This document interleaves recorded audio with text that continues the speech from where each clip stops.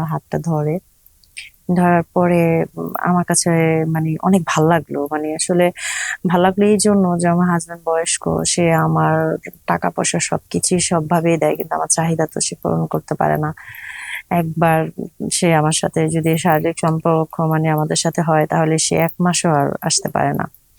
তখন আমার আর মানে আগে জিনিসটা এরকম লাগতো না। কিন্তু ছেলেটা দেখার পর থেকে আমার এখন মনে হয় যে না আমার তো আসলে একটু ভালোবাসা পাওয়া উচিত যেহেতু আমার বয়স অল্প। তারপরে আমি ছেলেটার ওই হাত ধরাতে মানে আমি আর নিজেরে ঠিক রাখতে পারি নাই।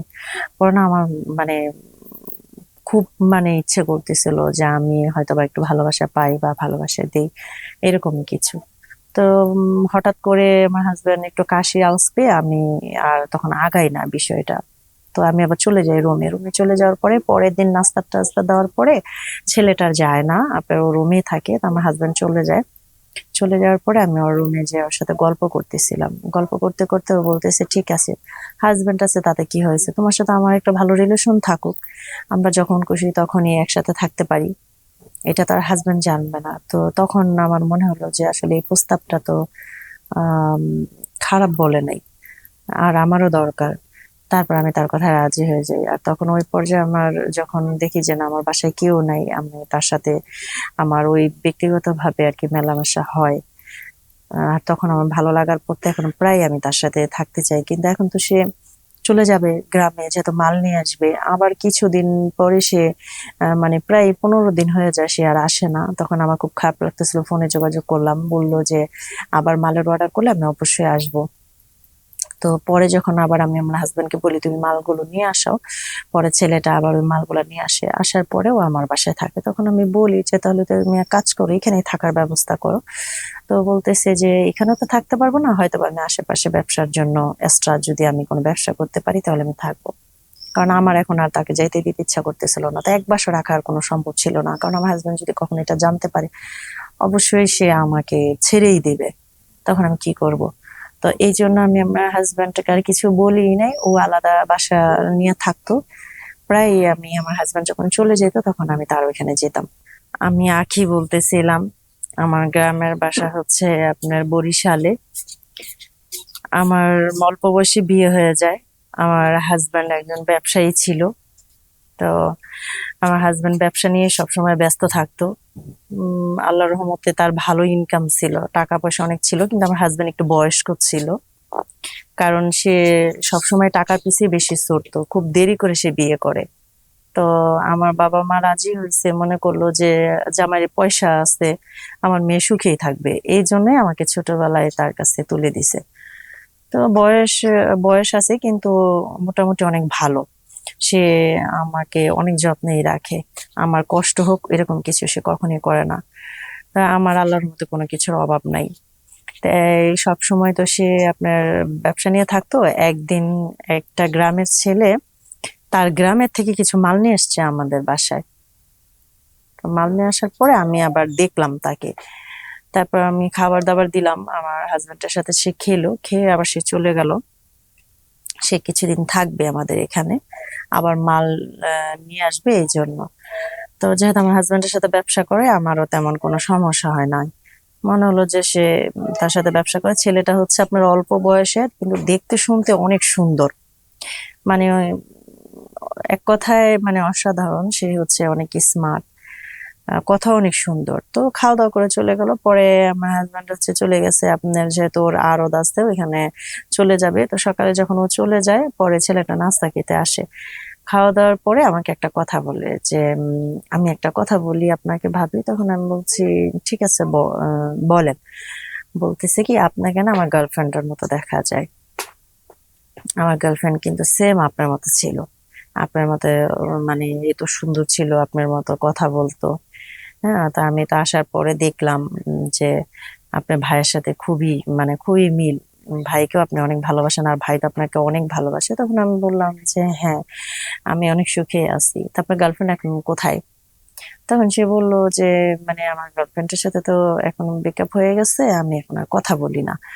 ওর বাবা-মা বিয়ে ঠিক করছে এজন্য। তো আমারও আর এই সময় বিয়ে করাটা ঠিক না। এজন্য আর করলাম না।" তো আমি এবার বললাম যে ও আচ্ছা ঠিক আছে, তো এটা আমি মাথায় নিলাম, আমার কাছে ভালোই লাগলো। সে আমাদের বাসায় আরো কিছুদিন থাকবে আমার হাজবেন্ডের সাথে। তারপর আমি চলে গেলাম হচ্ছে আমার কাজ নিয়ে ব্যস্ত থাকবো। পরে হাজবেন্ডকে রাতে খাবার টাবার দিয়ে আমি তাকে ঘুম পাড়ায় দেবো, যে তুমি ঘুমাও। তা আমার ঘুম আসতেছিল না, আমি ব্যালকনিতে বসেছিলাম। পরে ছেলেটা দেখি ঘুমায় না, ও সিগারেট খাচ্ছিল। আমার পাশে যে রুম আছে ওই রুমেরও ব্যালকনি আছে, তো দুইটা ব্যালকনির এক সাইডে আসলে দেখা যায় আর কি। পরে আমাকে বলতেছে যে কি এখনো ঘুমান নাই? আপনাকে দেখলেই না আমার সেই গার্লফ্রেন্ডের কথা মনে পড়ে যায়। তারপর আমি মানে আমি আর কি, মানে আমার একটু ভালো লাগছে যে আমার হাজবেন্ড তো অনেক বয়স্ক, ছেলেটা তো অনেক সুন্দর, অনেক স্মার্ট। হুম।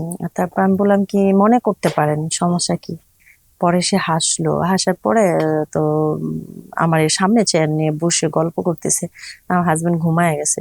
তো এরকম করতে করতে 1টা বেজে গেল। তার গল্প শুনলাম, গল্প শুনতে শুনতে সে আমার হাতটা ধরে। ধরার পরে আমার কাছে মানে অনেক ভাল লাগলো, মানে আসলে ভাল লাগলো এই জন্য যে আমার হাজবেন্ড বয়স্ক, সে আমার টাকা পয়সা সবকিছুই সবভাবেই দেয়, কিন্তু আমার চাহিদা তো সে পূরণ করতে পারে না। একবার সে আমার সাথে যদি শারীরিক সম্পর্ক মানে আমাদের সাথে হয়, তাহলে সে 1 মাসও আর আসতে পারে না। তখন আমার আর মানে আগে জিনিসটা এরকম লাগতো না, কিন্তু ছেলেটা দেখার পর থেকে আমার এখন মনে হয় যে না, আমার তো আসলে একটু ভালোবাসা পাওয়া উচিত, যেহেতু আমার বয়স অল্প। তারপরে আমি ছেলেটার ওই হাত ধরাতে মানে আমি আর নিজের ঠিক রাখতে পারি নাই। পরে না আমার মানে খুব মানে ইচ্ছে করতেছিল যে আমি হয়তো বা একটু ভালোবাসা পাই বা ভালোবাসা দিই, এরকম কিছু। তো হঠাৎ করে আমার হাজবেন্ড একটু কাশি আলস পেয়ে আমি আর তখন আগাই না বিষয়টা। তো আমি আবার চলে যাই রুমে। রুমে চলে যাওয়ার পরে পরের দিন নাস্তা টাস্তা দেওয়ার পরে ছেলেটার যায় না, আপনার ও রুমে থাকে। তো আমার হাজবেন্ড চলে যায়। চলে যাওয়ার পরে আমি ওর রুমে যে ওর সাথে গল্প করতেছিলাম, গল্প করতে করতে ও বলতেছে ঠিক আছে, হাজবেন্ড আছে তাতে কি হয়েছে, তোমার সাথে আমার একটা ভালো রিলেশন থাকুক, আমরা যখন খুশি তখনই একসাথে থাকতে পারি, এটা তার হাজবেন্ড জানবে না। তো তখন আমার মনে হলো যে আসলে এই প্রস্তাবটা তো আম, খারাপ বলে নাই, আর আমারও দরকার। তারপর আমি তার কথায় রাজি হয়ে যাই। আর তখন ওই পর্যায়ে আমার যখন দেখি যে না আমার বাসায় কেউ নাই, আমি তার সাথে আমার ওই ব্যক্তিগত ভাবে আর কি মেলামেশা হয়। আর তখন আমার ভালো লাগার পর তো এখন প্রায় আমি তার সাথে থাকতে চাই, কিন্তু এখন তো সে চলে যাবে গ্রামে, যেহেতু মাল নিয়ে আসবে। আবার কিছুদিন পরে সে মানে প্রায় 15 দিন হয়ে যায় সে আর আসে না। তখন আমার খুব খারাপ লাগতেছিল, ফোনে যোগাযোগ করলাম, বললো যে আবার মালের অর্ডার করলে আমি অবশ্যই আসবো।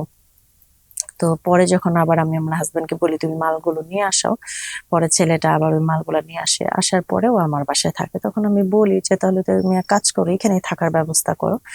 তো বলতেছে যে এখানেও তো থাকতে পারবো না, হয়তো বা আমি আশেপাশে ব্যবসার জন্য এক্সট্রা যদি আমি কোনো ব্যবসা করতে পারি তাহলে আমি থাকবো। কারণ আমার এখন আর তাকে যাইতে দিতে ইচ্ছা করতেছিল না। তো 1 মাসও রাখার কোনো সম্ভব ছিল না, কারণ আমার হাজবেন্ড যদি কখনো এটা জানতে পারে অবশ্যই সে আমাকে ছেড়েই দিবে। তখন আমি কি করব? তো এই জন্য আমি আমার হাজবেন্ডকে আর কিছু বলি নাই, ও আলাদা বাসা নিয়ে থাকতো।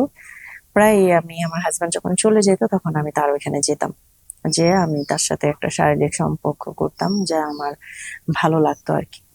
এরকম করতে করতে এরকম আর কি আসলে দিনগুলো চলে যায়।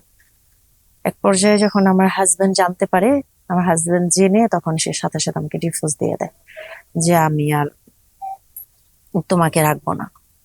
কারণ আমার হাজবেন্ড তখন, আমি যখন ওর বাসায় যাই, যাওয়ার পর আমার হাজবেন্ড ওর বাসায় যায় মালের মানে অর্ডারটা দেওয়ার জন্য, মোবাইল ধরতেছিল না কেন, যে দেখে যে আমি ওর সাথে শারীরিক সম্পর্ক করতেছি। এই জিনিসটা ও দেখে ঠিক নিজেকে না রাখতে পারে আমাকে ডিভোর্সের কাগজ দিয়ে দেয়।